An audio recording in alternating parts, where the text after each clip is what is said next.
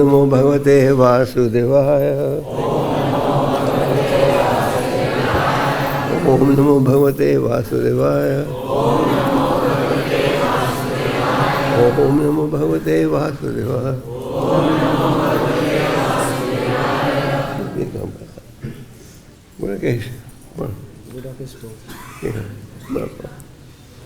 हरे कृष्ण। हिंदी का ले लीजिए, हिंदी का ले लीजिए। नहीं बुक है हिंदी भागवत ले लीजिए। आप रखिए है मेरे मोबाइल में है नहीं।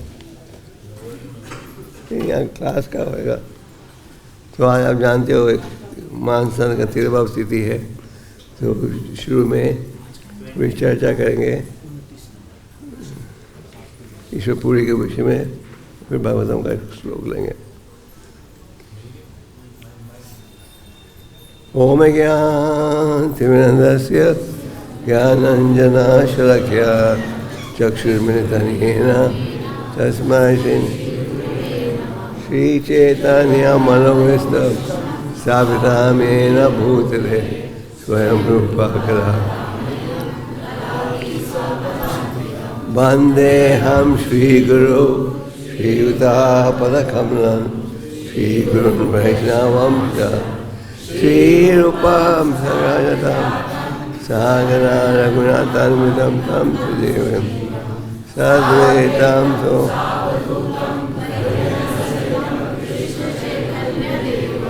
श्रीराधा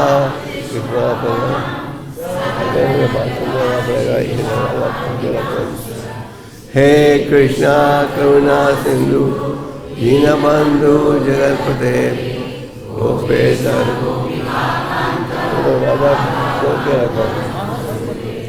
सप्ता कन्या गो राधे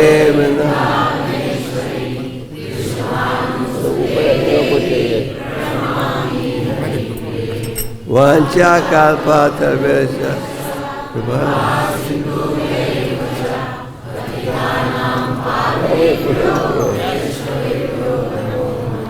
जय श्री कृष्ण चैतन्य प्रभु श्री अद्वैत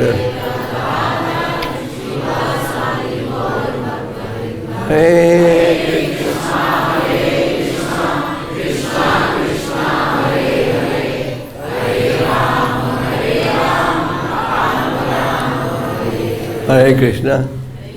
आप सबका हार्दिक स्वागत। तो क्लास का श्लोक तो है 7वें से करेंगे 3रे अध्याय से, पर उसकी चर्चा करने से पहले आज एक महान संत का तिरभाव स्थिति है। क्या है उनका नाम? तो उनके विषय में थोड़ी सी चर्चा करेंगे। तो हमारा भाग्य है कि हमें महान संतों के तिरभाव और आविर्भाव दोनों दिनों में उनकी लीला सेवा का श्रवण हम कर सकते हो। तो तिरभाव का अर्थ है जब कोई महान संत अप्रकट होता है, और आविर्भाव का अर्थ है जबकि महान संत प्रकट होता है। तो जो वैष्णव हैं वो तिरभाव को भी मनाते हैं और आविर्भाव को भी। और वो कैसे मनाते हैं? उनके जीवन के जो कार्य थे उनकी चर्चा करके। तो ईश्वरपुरी कौन थे? ईश्वरपुरी माधवेंद्र पुरी के शिष्य थे। माधवेंद्र पुरी बहुत ही ऊंची कोटि के वैष्णव थे, और वो 24 घंटे जुड़े रहते थे भगवान की सेवा में। और कभी किसी से उन्होंने कुछ नहीं मांगा। अगर किसी ने कुछ दे दिया तो खाते थे, और किसी ने नहीं दिया तो भूखे रहते थे। और लगभग 24 घंटे वो जुड़े रहते थे भगवान की सेवा में। माधवेंद्र पुरी ने गोवर्धन परिक्रमा समाप्त की थी, जबकि एक बहुत खूबसूरत ग्वाले ने आकर उन्हें दूध पहुँचाया, और इसी बालक को, इसी बालक ने सपने में आकर माधवेंद्रपुरी से क्या कहा, एक मूर्ति दबी हुई है तो वहाँ से निकाल कर इसकी स्थापना करो। और फिर माधवेंद्रपुरी ने प्रसिद्ध गोपाल विग्रह का इसकी स्थापना की। वो विग्रह आज नाथद्वारा में है। तो माधवेंद्रपुरी थे बहुत ऊंची कोटि के भक्त, और भगवान ने उन्हें 3 अलग अवस्थाओं में हृदय से ज्ञान दिया था। पहली बार भगवान ने कहा, पहली बार उन्होंने कहा कि मैं तुम्हारी भक्ति से इतना खुश हूँ कि मैं चाहता हूँ तुम मेरी स्थापना करो, मुझे बहुत गर्मी लग रही है। उस समय मुसलमानों का राज्य था और कई मंदिर नष्ट हो गए थे। कईयों की मूर्ति उठाकर वो ले गए जयपुर, और कईयों की मूर्तियों को पुजारियों ने दबा कर छुपा दिया। तो माधवेंद्रपुरी को भगवान ने आदेश दिया था सपने में कि तुम जाके इसकी स्थापना करो। फिर दूसरी बार 2 साल बाद 2 साल माधवेंद्रपुरी ने बड़ी सावधानी से आचार्य विग्रह की सेवा की।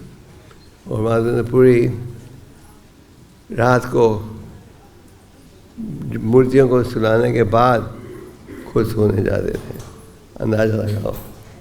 और फिर माधवेंद्रपुरी को आदेश दिया था चंदन लेके आओ, और जब वो चंदन ला रहे थे भगवान ने क्या कहा, इतनी दूर ले जाने की आवश्यकता नहीं है, तुम यहाँ ही गोपीनाथ विग्रह को लगा दो। तो माधवेंद्रपुरी बहुत ही ऊँची कोटि के भक्त थे, और अद्वैताचार्य भी उनके शिष्य थे।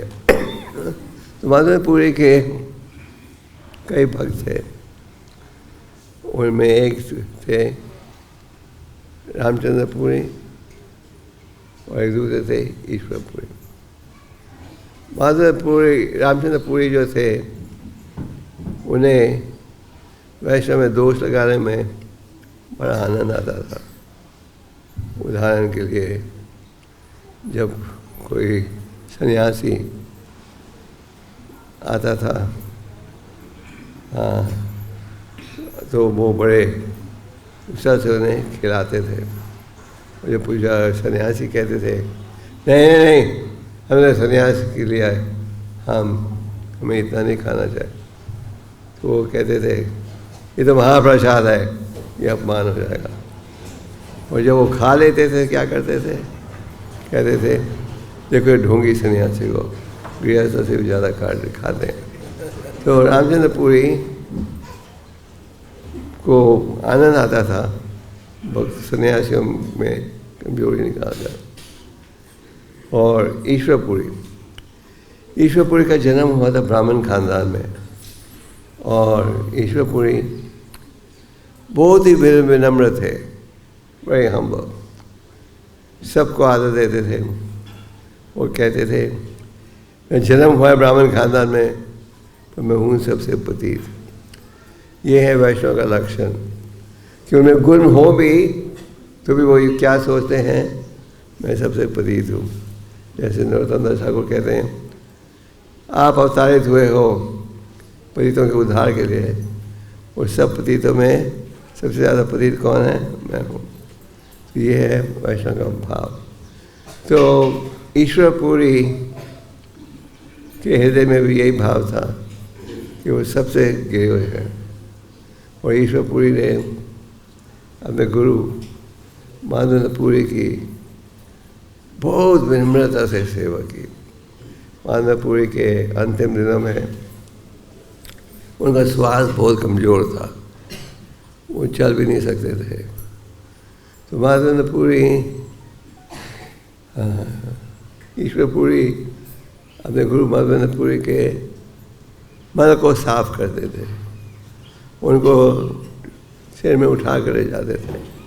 तो माधवेंद्रपुरी इतने प्रसन्न थे ईश्वरपुरी की सेवा से कि उन्होंने एक वर दिया कि तुम सारे विश्व में धर्म का प्रचार करोगे, क्योंकि ईश्वर पुरी ने किया किसके माध्यम से?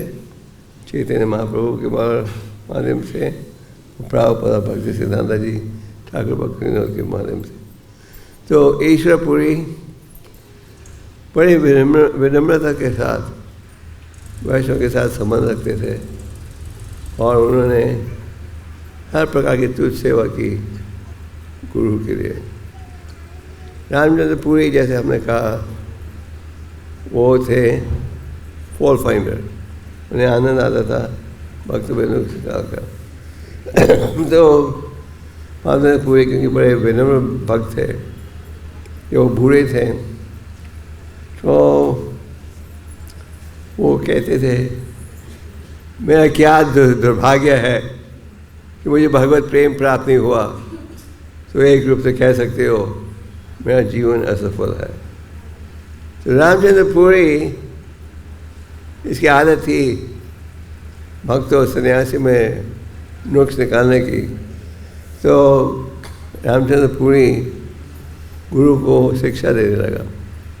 आप कहते हो आपने भगवत प्रेम अनुकूल नहीं किया, तो ब्रह्मांड का चिंतन क्यों नहीं करते? जब उसके गुरु ने सुना कि इस राय को, गुरु ने कहा चले जाओ मेरे नजरों से दूर, क्योंकि तुम्हें देखते हुए शरीर त्यागूंगा तो जीवन असफल होगा। तो ये था रामचंद्र पुरी का व्यवहार। और ईश्वर पुरी जब उनके गुरु जी का स्वास्थ्य ठीक नहीं था वगैरह, वो दिन रात हरिनाम कर रहे थे और कृष्ण कथा की चर्चा कर रहे थे, कृष्ण लीला की चर्चा। तो उनके गुरु जो है खुद नहीं कर सके क्योंकि बहुत बीमार थे, कमज़ोर थे, पर ईश्वर पुरी जानते हुए उन्होंने क्या किया? हरिनाम का जाप और कृष्ण लीला की चर्चा। तो ईश्वर पुरी का आज तिरुभाव तिथि है और ईश्वर पुरी थे चैतन्य महाप्रभु जी के गुरु जी। ऐसे देखा जाए महाप्रभु तो स्वयं भगवान है, उनको गुरु लेने की क्या आवश्यकता? देखा जाए अद्वैताचार्य जिन्होंने प्रार्थना की थी कि आप स्वयं प्रकट हो जाओ भगवान, और अद्वैताचार्य भी खुद भी उद्धार कर सकते थे लोगों का, तो वो प्रकट हुए थे भक्त के रूप में। इसलिए उन्होंने प्रार्थना की भगवान आप प्रकट हो, और भगवान प्रकट हुए चैतन्य महाप्रभु के रूप में। तो ईश्वर पुरी का उदाहरण दिया जाता है विनम्रता के विषय में, और किस प्रकार से उन्होंने गुरु की सेवा की। और जब गुरु खुद जाप नहीं कर पा रहे थे तो वो हरिनाम का जाप करते थे और कृष्ण लीला की कथा। और हालांकि वो ब्राह्मण खानदान में उनका जन्म हुआ था, वो अपने आप को क्या कहते थे? मैं तो सबसे पतित हूँ। आज उनका तिरुभाव तिथि है, हम भक्तों को उनसे प्रार्थना करनी चाहिए कि उनकी कृपा प्राप्त हो कि हमारे हृदय में भी भगवत प्रेम आए। ये जो नुक्स निकालने की आदत होती है जो आप देखते हो रामचंद्र पुरी के चरित्र में, ये आदत बहुत खतरनाक है। पहले तो रामचंद्र पुरी ने नुक्स निकाला किसमें? सन्यासी में, जगदानंद पंडित। फिर ईश्वर पुरी में भी नुक्स निकाला। फिर अपने गुरु के भी कमजोरियों को वो कमजोरी पैदा कर रहे थे। एक दिन रामचंद्र पुरी गए महाप्रभु के कमरे में, और उस समय गर्मी का मौसम था, तो पूरे फर्श में चींटियाँ चल रही थी। तो रामचंद्र पुरी ने सोचा जरूर कल सन्यासी ने मीठा खाया होगा जिसके कारण ये चींटियाँ यहाँ चल रही हैं। तो उन्होंने कहा हाँ, लगता है हमारे सन्यासी को मीठी चीज़ें खाने का शौक है। तो चैतन्य महाप्रभु ने बड़ी गंभीरता के साथ इसे स्वीकार किया। चैतन्य महाप्रभु ने कहा कि सन्यासी के चरित्र में बिल्कुल कलंक नहीं होने, कमी नहीं होनी चाहिए। उन्होंने उदाहरण दिया, एक सफ़ेद चादर में अगर एक दाग हो तो दाग दूर से भी दिखता है। उसी प्रकार उन्होंने कहा सन्यासी के आचरण में कोई त्रुटि नहीं होनी चाहिए। और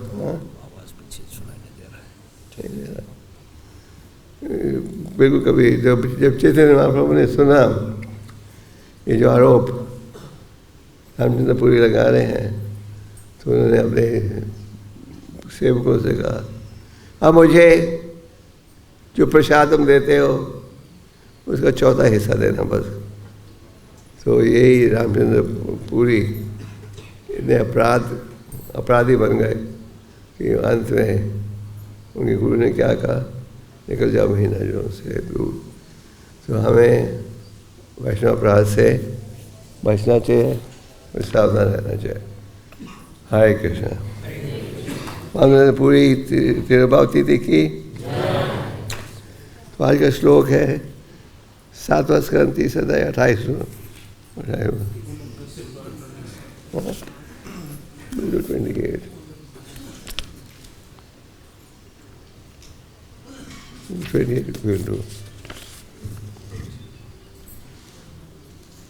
नाम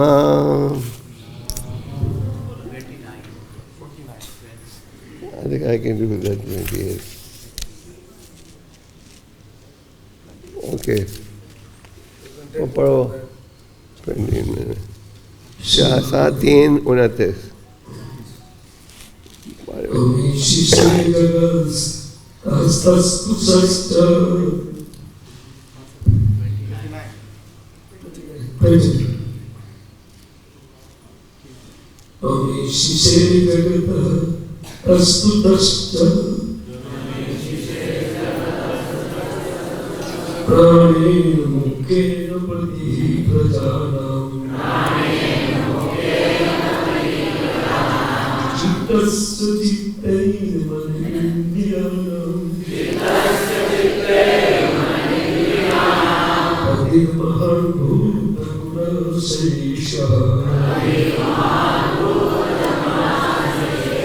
शब्द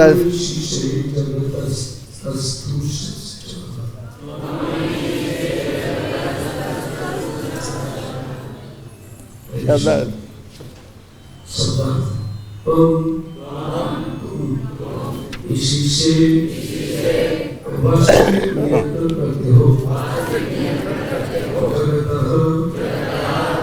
चल प्राणियों का एक स्थान पर स्थिर रहने वालों का तथा प्राण से समस्त कार्य पदार्थों का उद्गम स्वामी प्रजानाम समस्त जीवों का मन का चित्ते चेतना से मन का इंद्रियाणाम तथा 2 प्रकार की इंद्रियों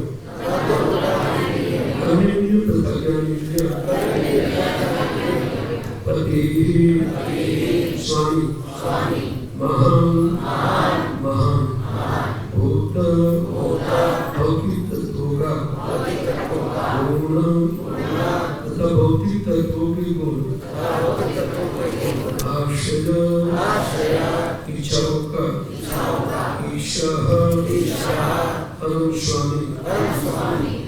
तात्पर्य आप यदि इस भौतिक जगत के जीवन के उद्गम होने से चल तथा अचल दोनों प्रकार के जीवों के स्वामी तथा नियंता है और उनकी चेतना को अभिप्रेरित करते रहते हैं। आप मन और की इंद्रियों का संपोषण करते हैं, कृपा समस्त भौतिक तत्वों तथा उनके गुणों के महान नियंता है। आप समस्त कामनाओं के भी नियंता है। इस श्लोक में स्पष्ट इंगित किया गया है कि प्रत्येक वस्तु का मूल स्रोत जीवन है। ब्रह्मा को परम पुरुष श्री कृष्ण ने उपदेश दिया था। कृष्ण परम जीव है, नित्य नित्यानाम चेतन, और ब्रह्मा भी जीव है, लेकिन ब्रह्मा के मूल स्रोत श्री कृष्ण है। गीता 7:7 में भगवान श्री कृष्ण कहते हैं कि मत्ता परम नान्यत् किंचित् अस्ति धनंजय, हे अर्जुन मुझसे श्रेष्ठ सत्य कोई नहीं। कृष्ण ब्रह्मा जी के मूल स्रोत है, जो इस ब्रह्मांड के मूल स्रोत है। ब्रह्मा जी कृष्ण के प्रतिनिधि है, अतः कृष्ण के सारे गुण तथा कार्यकलाप ब्रह्मा जी में भी पाए जाते हैं। अनुवाद हो रहा है। आप मेरे पीछे दोहराइए। आप भी इस भौतिक जगत के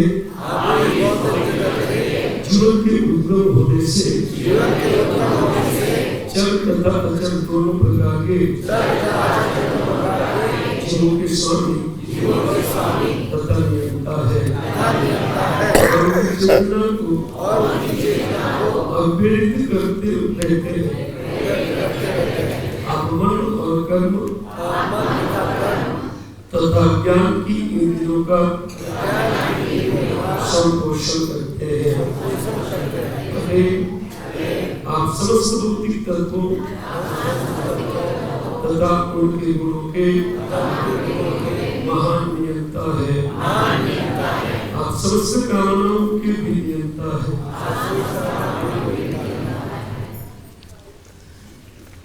तो अब इस अध्याय में आप पढ़ रहे हो कि हिरण्यकशिपु का क्या प्रयास था सनातन बनने के लिए। हिरण्यकशिपु और हिरण्याक्ष, अगर हम आपसे पूछे क्या है उनका परिचय, आप क्या कहोगे? असुर।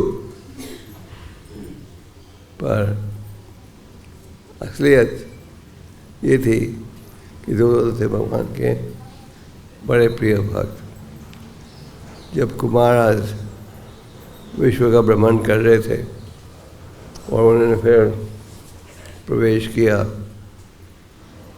वैकुंठ धाम में, और जैसे उन्होंने प्रवेश किया वैकुंठ धाम में, उन्हें इतना आनंद आया कि उन्हें लगा कि ऐसा आनंद हमने कभी अनुभव नहीं किया।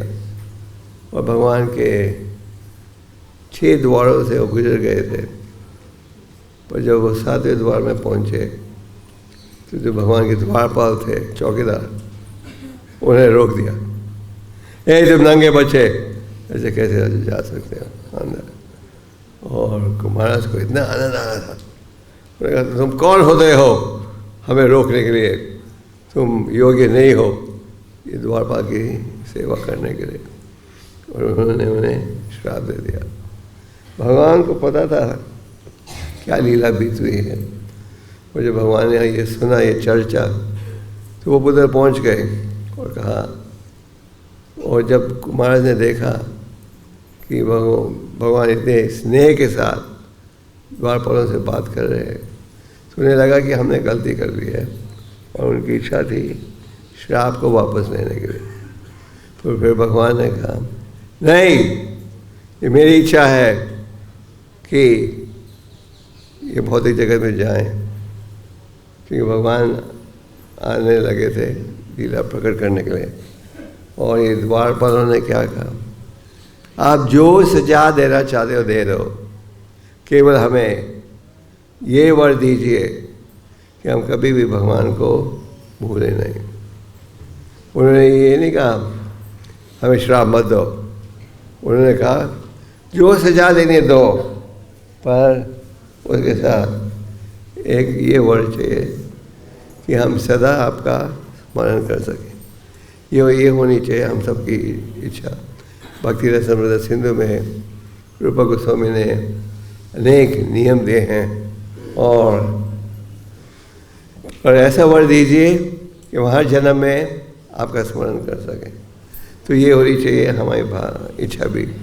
और उन्होंने कहा आपने हमें असुर बनाना है, वो भी ठीक है, पर ऐसा वर दीजिए कि भगवान का स्मरण कर सकें हमेशा, कभी भगवान को भूले नहीं। तो हिरण्यकशिपु इस अध्याय में बड़ी गहरी तपस्या कर रहे हैं। उनकी इच्छा थी क्या कि मुझे ऐसा वर प्राप्त हो कि कभी मृत्यु के सामने मुझे झुकना नहीं पड़े। और हिरण्यकशिपु उन्हें ये भी पता था कि जब तक हम तपस्या नहीं करेंगे ये सुविधा भी प्राप्त नहीं होगी। हिरण्यकशिपु बड़ी गहरी तपस्या कर रहे थे और हिरण्यकशिपु देवताओं के 100 वर्षों के लिए उन्होंने एक बूंद पानी का नहीं पिया। आप लोग एक दिन निर्जल रखते हो, एक साल में एक दफ़ा, वो सोचते हो कि बहुत बड़ा चमत्कार कर दिया है। पर हिरण्यकशिपु उनमें इतनी शक्ति थी कि मंदारा पर्वत में अपने टोज अंगूठे पर खड़े होकर आकाश की तरफ हाथों को उठाया और वो जुड़े हुए थे क्या, भगवान के चिंतन में। उनका पूरा शरीर चींटियों से भर गया था, कीड़ों से भर गया था। आपके सिर में, चेहरे में, शरीर में एक मक्खी एक सेकंड के लिए बैठती है तो आपको क्या लगता है, भगावे से। पर हिरण्यकशिपु देवताओं के 100 सालों के लिए, हमारे पृथ्वी के 6 महीने देवताओं के 12 घंटे के बराबर है। तो देवताओं के 100 सालों के लिए उन्होंने एक बूंद जल कर ही लिया। और इनकी तपस्या इतनी गहरी थी कि पूरे पृथ्वी में आग लग रही थी, इधर धुआं आ गया था। तो देवताओं ने कहा ये तो बड़ा कठिन है, इतने हिरण्यकशिपु की तपस्या का ये परिणाम। तो देवता गए किसके पास, ब्रह्मा जी के पास। देवता गए ब्रह्मा जी के पास और उन्होंने कहा हमारा जीना कठिन हो गया है हिरण्यकशिपु की तपस्या के कारण। ब्रह्मा ने कहा घबराओ मत, मैं जाता हूँ हिरण्यकशिपु के पास। तो ब्रह्मा जी आए अपने साथियों के साथ खोजने के लिए, हिरण्यकशिपु कहाँ है, तो मैं इसी तपस्या जाके रोकूं। और ब्रह्मा जी अपने हंस से नीचे उतरे, वो खड़े थे वहाँ जहाँ हिरण्यकशिपु अपनी तपस्या कर रहा था, पर वो पहचान नहीं पाए क्योंकि उनका पूरा शरीर चींटियों ने, कीड़ों ने खा लिया था। तो क्या बची थी, केवल हड्डी। फिर ब्रह्मा ने कहा ओह ये यहाँ है।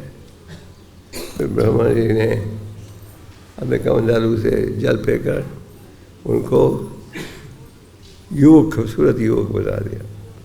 तो हिरण्यकशिपु तपस्या कर रहे थे, वो गए ब्रह्मा जी के पास, मुझे ऐसा वर दीजिए कि मुझे कभी भी मृत्यु के सामने झुकना नहीं पड़े। और ब्रह्मा जी ने क्या कहा, मैं वर तुम्हें कैसे दूं, मुझे भी मृत्यु के सामने झुकना पड़ता है। ब्रह्मा जी की आयु लंबी है पर ये नहीं कह सकते कि सनातन है। तो हिरण्यकशिपु ने कई तरीक़ों से यही वर इनडायरेक्ट रास्ते से प्राप्त किया और ये सोच रहे थे अब मैं मृत्यु से बच जाऊंगा। तो इन श्लोकों में ब्रह्मा जी का वर्णन किया जा, गुणगान किए जा रहे हैं। हिरण्यकशिपु ने ब्रह्मा जी के पास आए, उनसे ये वर मांगे। और ब्रह्मा जी के अनेक गुणों का वर्णन यहाँ किया जा रहा है। यहाँ क्या किया जा रहा है? तो ब्रह्मा जी जो हैं नियंत्रक हैं और वो सृष्टि को मेंटेन करते हैं। तो लॉर्ड ब्रह्मा जो हैं अनेक ब्रह्मस हैं। पिछले श्लोक में आप पढ़ते हो कि जब 4 सिर वाले ब्रह्मा जी, ये असल में सबसे छोटे ब्रह्मा है। ब्रह्मा इज अ पोस्ट, जैसे कि किसी मंदिर में टेम्पल प्रेसिडेंट होता है, किसी देश में राष्ट्रपति प्रधानमंत्री होता है, इसी प्रकार Brahma ji is also post. तो ब्रह्मा जी गए थे भगवान को मिलने द्वारका में, और जब वो द्वारका गए तो ब्रह्मा जी को ने सूचना भेजी चौकीदार के द्वारा, ब्रह्मा जी आए हैं भगवान का दर्शन लेने। जैसे आप किसी बड़े आदमी को मिलने जाते हो, अपना कार्ड भेजते हो कि कौन है। तो जब पूछा भगवान से, ब्रह्मा जी आपको मिलने आ सकते हैं? भगवान ने पूछा कौन से ब्रह्मा? करोड़ों ब्रह्मा हैं, कौन से ब्रह्मा मुझे मिलना चाहते हैं? तो भगवान के सेवक ने आकर ब्रह्मा से पूछा, भगवान पूछना चाहते हैं आप कौन से ब्रह्मा हो? तो ब्रह्मा हैरान हो गया, मेरे अलावा और भी है कोई? तो जब ब्रह्मा जी गए भगवान के पास, ब्रह्मा जी जाते भगवान के पास रिपोर्ट दे रहे, तो रिपोर्ट दी और फिर पूछा, एक प्रश्न पूछूं मैं आपसे? उन्होंने कहा हाँ। मेरे अलावा और ब्रह्मा भी हैं इस पृथ्वी पर? तो उन्होंने प्रश्न पूछना समाप्त भी नहीं किया, जबकि उसी स्थान में लाखों ब्रह्मा उपस्थित हो गए तुरंत। और ब्रह्मा ने देखा कि जो दूसरे ब्रह्मस हैं, कईयों के लाख सिर थे, कईयों का करोड़, और उन्होंने देखा वो तो इन सब ब्रह्मस में सबसे छोटे हैं, 4 सिर वाले ब्रह्मा। तो ब्रह्मा जी समझ पाए भगवान की महान शक्ति के ऊपर। तो ब्रह्मा जी हमेशा क्या करते हैं? पर भगवान का गुणगान। हम ब्रह्म संहिता पढ़ते हैं, ब्रह्म संहिता में ब्रह्मा जी क्या कह रहे हैं? वो ये कह रहे हैं कि परम भगवान कौन है? भगवान जी कह ईश्वर पारमा कृष्ण सचिदानंद विग्रह राधे राधे गोविंदा सर्वकारण। अनेक ईश्वर है पर एक ही परमेश्वर है, वो है हर चीज़ का कारण। आप भागवत के 10वें स्कंद में भगवान की अनेक लीलाओं के विषय में पढ़ते हो। कई बार देवता भगवान की परीक्षा लेते हैं। तो ब्रह्मा जी जो हैं ब्रह्म संहिता में क्या कह रहे हैं? परम भगवान का गुणगान करें। ईश्वर पारमा कृष्ण, अनेक ईश्वर है पर सबसे प्रसिद्ध कौन है? कृष्णा। कृष्णा त्यू भगवान स्वयं, आप ही हो हर चीज़ के कारण। तो ब्रह्मा जी और जो दूसरे देवता हैं वो कभी ये नहीं कहते कि वो परम भगवान के समान है। वो यही जानते हैं कि ईश्वर परमा कृष्णा, अनेक ईश्वर हैं पर परमेश्वर कौन है? परम भगवान है। तो ब्रह्मा जी ब्रह्म संहिता में भगवान के अनेक गुणों का वर्णन कर रहे हैं। अद्वैतम अच्युतम अनादि अनंत रूपम। आप जो हो अद्वैता हो, आपके देह और आत्मा में कोई अंतर नहीं। अच्युतम, अच्युतम का क्या अर्थ है? जो कभी गलती नहीं करता। अनंत रूपम, भगवान अपने आप को अनेक रूपों में प्रकट करते हैं। भगवान अपने आप को नरसिंहदेव जी के रूप में प्रकट किया, आधे पुरुष आधे पशु। तो भगवान के लिए कोई कार्य असंभव नहीं। तो जो ब्रह्मा जी हैं वो उनकी शक्ति भी आती है कहाँ से? परम भगवान से। भगवद गीता में भगवान कहते हैं जो वर देवता दे रहे हैं वो वर किससे आ रहा है? किससे? मेरे से आ रहा है। तो क्या करो? मेरी पूजा करो। तो ब्रह्मा जी जो हैं वो हर चीज़ के कारण है, पर उनकी शक्ति जो है वो प्राप्त होती है किससे? परम भगवान के द्वारा। अद्य पुराना पुरुषम न यौनम चा, भगवान के अनेक गुणों के का गुणगान करते हुए ब्रह्मा जी क्या कहते हैं? अद्य पुराना पुरुषम, आप हो सबसे प्राचीन, और आप देखते हो कैसे? युवक जैसे। तो ब्रह्मा जी, शिव जी, इंद्र सब क्या करते हैं? परम भगवान का गुणगान करते हैं।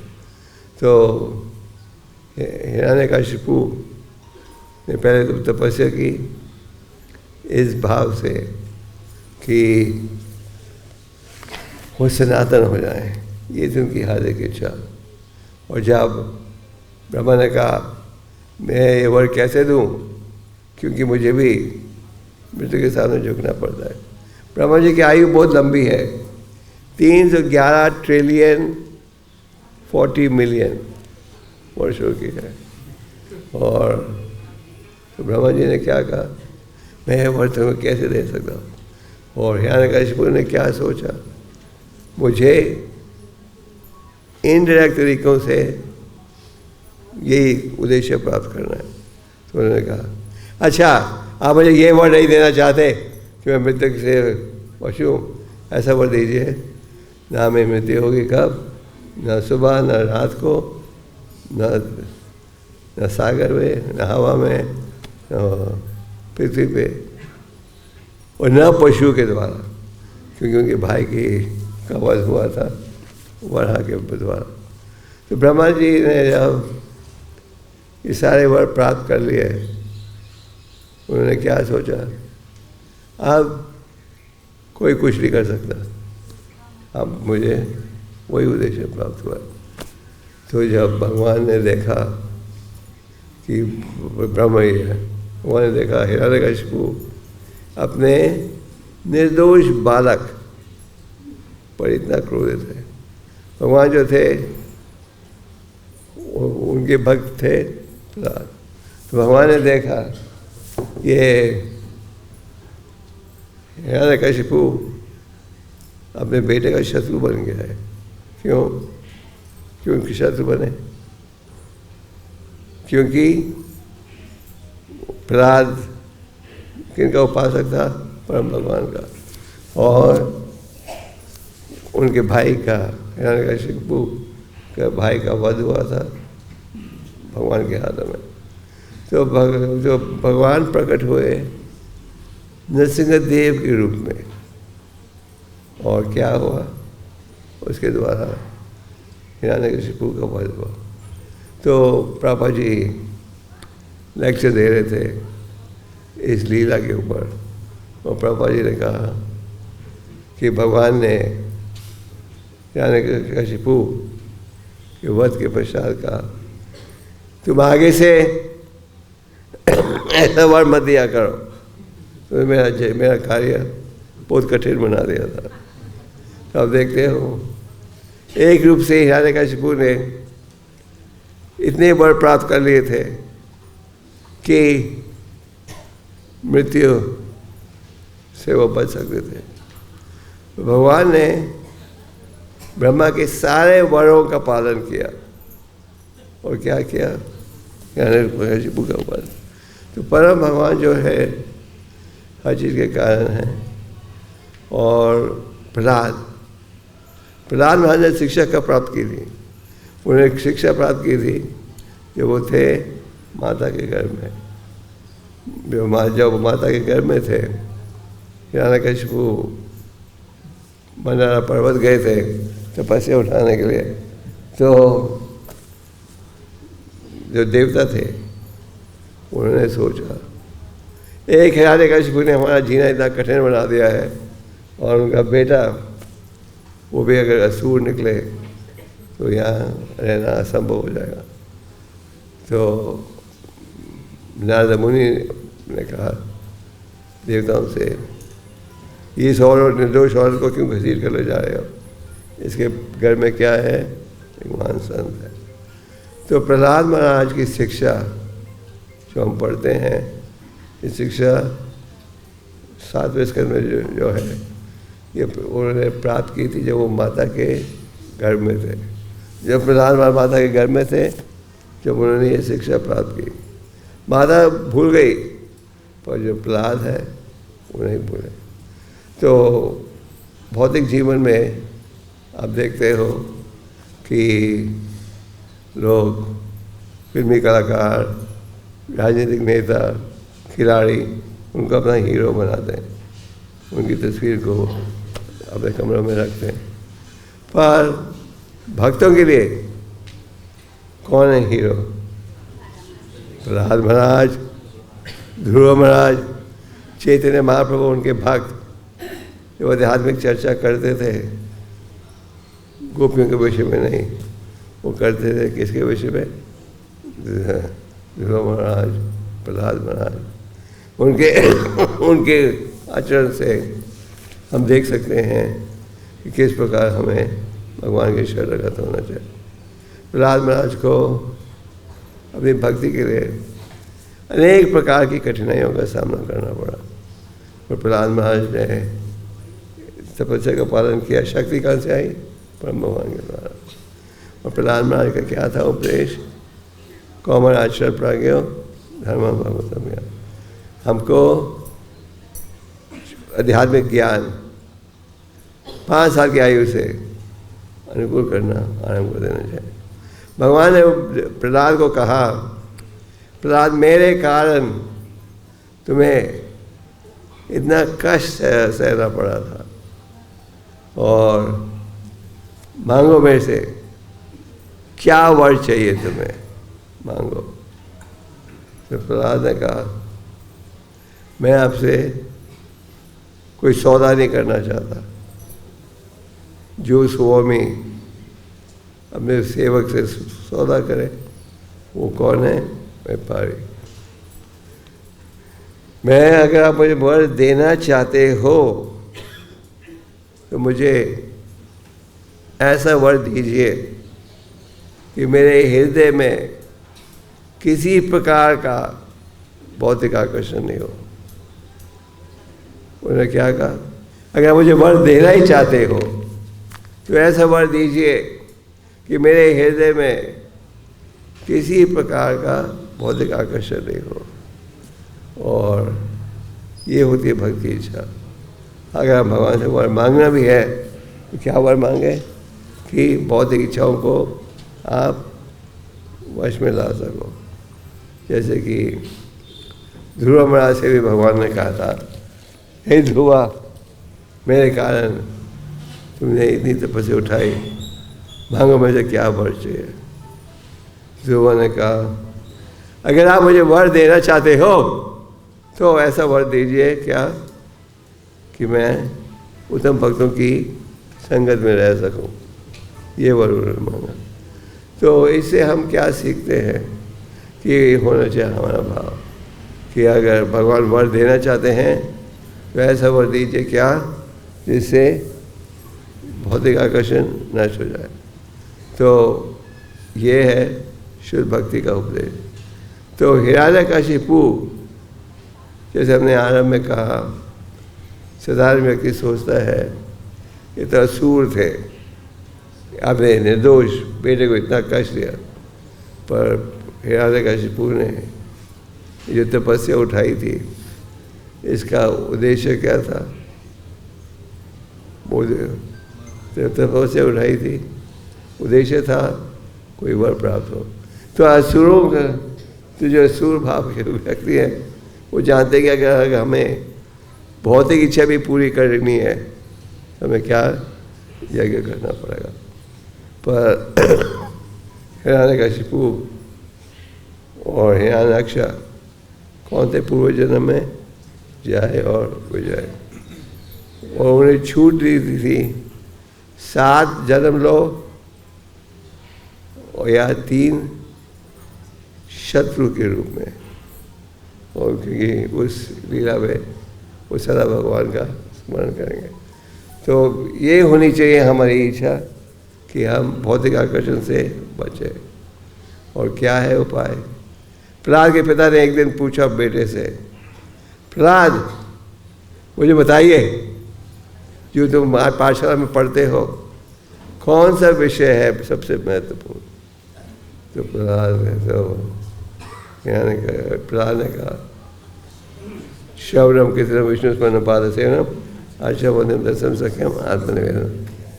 तो ये जो नवदा भक्ति का ज्ञान जिसे आप सब परिचित हो, ये ज्ञान सबसे पहले भगवान ने प्रहलाद को दिया था, नारद मुनि ने प्रहलाद को दिया था। और ये ज्ञान प्रहलाद ने पिता को सुनाया।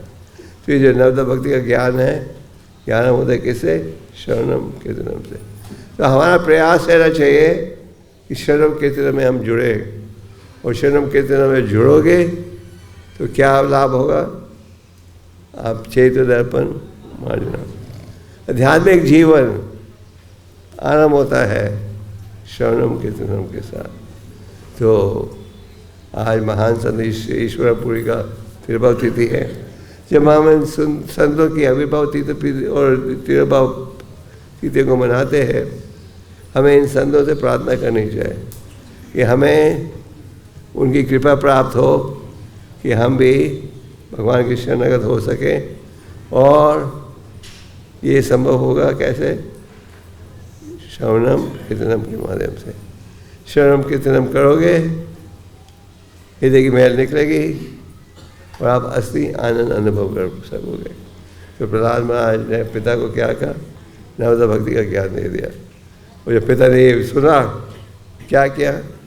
बेटे को अपनी गोद में रखा था, नीचे फेंक दिया। तो ये है असुरों का भाव।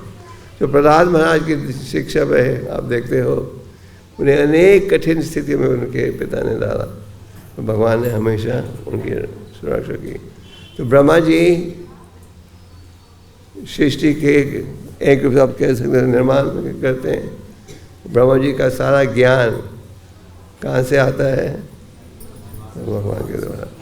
और ब्रह्मा जी क्या कह रहे हैं? गोविंद आदि पुरुषम महामजा में। गोविंद जो है वो है पहले इंसान। तो ब्रह्मा जी भगवान के उत्तम कोटि के भक्त हैं, और उन्होंने क्या शिक्षा दी है?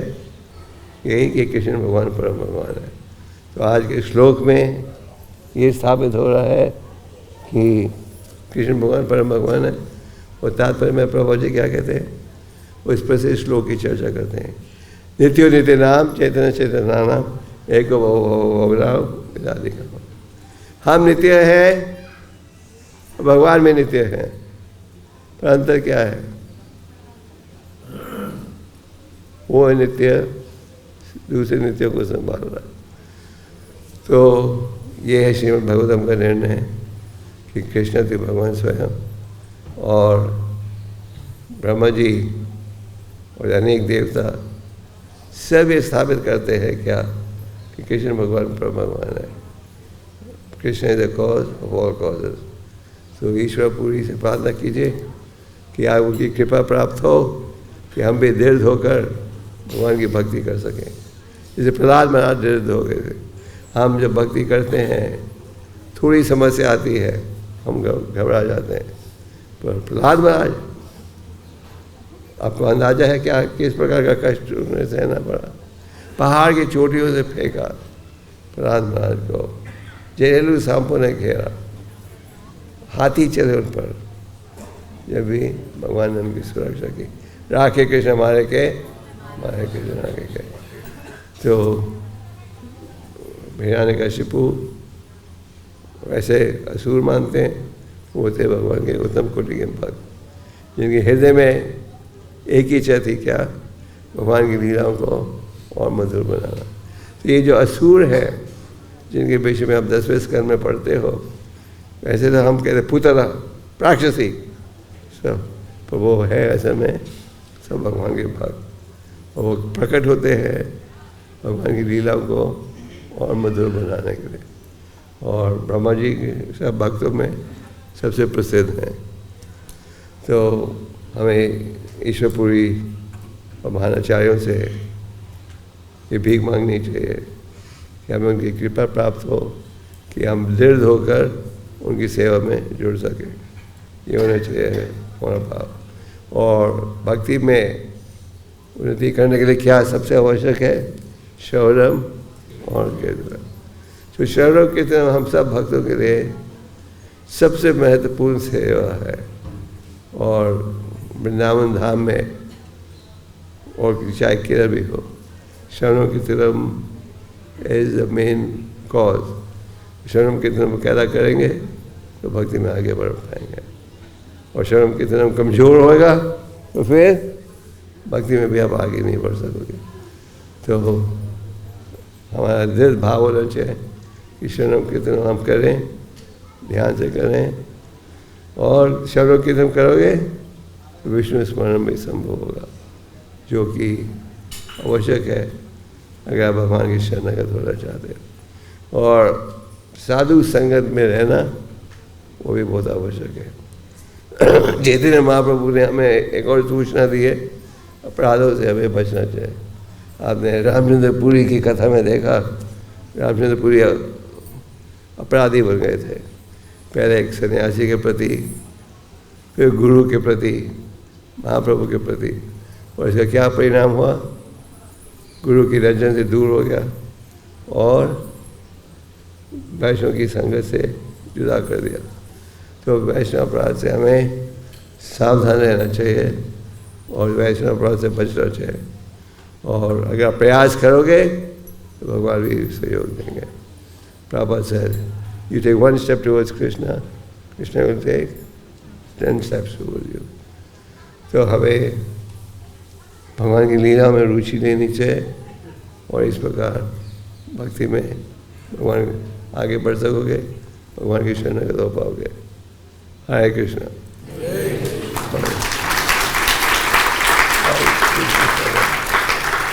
ओके, 2-3 मिनट प्रश्न है कोई?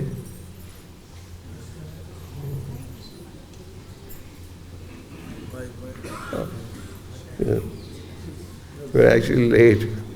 क्या प्रसाद खाते हैं हम लोग? प्रसाद के, हाँ। हरे कृष्ण। प्रणाम महाराज जी। महाराज जी, ब्रह्मा जी जब आपने कहा कि ब्रह्मा जी कहे ईश्वर परम कृष्ण और फिर गोविंद आदि पुरुष हैं, तो ब्रह्म विमोचन लीला में क्या उन्हें योग माया ने पता लगा दिया था? जैसे और कोई माँ को यशोदा मैया के आगे योग मैया योग माया को पढ़ रहा था, तो क्या उन्हें ब्रह्म विमोचन लीला में हमें समझ नहीं आया कि ये कृष्ण है? I'm sorry. हाँ, मोहित हो गए थे ना, हाँ, तो ऐसे क्यों हो गए जब पूजा? उन्होंने भगवान की परीक्षा ली थी और उस लीला के दौरान आपने क्या देखा कि जो भगवान के साथियों को गौरव को उन्होंने किडनैप कर लिया था, भगवान ने अपने आप को एक्सपेंड कर लिया, विस्तार कर लिया उसी रूप में। और इस प्रकार जो ग्वाले थे, गोपियाँ थे, उन सब की भी इच्छा थी कि हमें भी एक बेटा प्राप्त हो भगवान जैसे। भगवान ने ये इच्छा भी पूरी की, क्योंकि भगवान ने अपना विस्तार किया, जिसके द्वारा जो घर गए सब ग्वालों के साथ थे। तो माताओं को मौका मिला बेटे की देखभाल करने के लिए, जो उनकी इच्छा थी। No? You know, people are waiting for prasad. So, Vimaraj, I have a question and I have a compliment. Yeah. You said that Ram Maharaj and Guru Maharaj is honoring you, but for us, you are honoring you. No. We are not comparable to Prahlad Maharaj and Guru Maharaj. So we should not be in any illusion.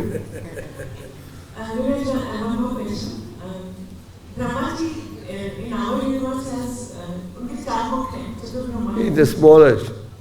God has innumerable universes. And this universe where we reside is the smallest of all.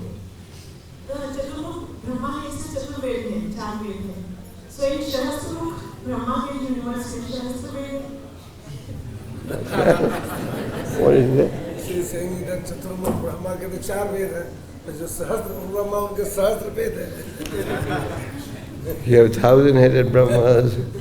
God's creation is so big, you can't estimate with the material senses. This universe is just like one grain in a bag of mustard seeds. You have a bag full of mustard seeds and one grain is everything. So Rama got really humbled when he went to Dwarka and he saw, oh, all these Brahmas are much greater. It gives you an idea how vast the Lord's creation is. You stop now? Yes. आज जरा late हो गए. इधर प्रसाद के लिए wait करें. Okay. इनका space अलग है. Okay. Any more? ठीक है. We'll stop now. Hare Krishna. Hare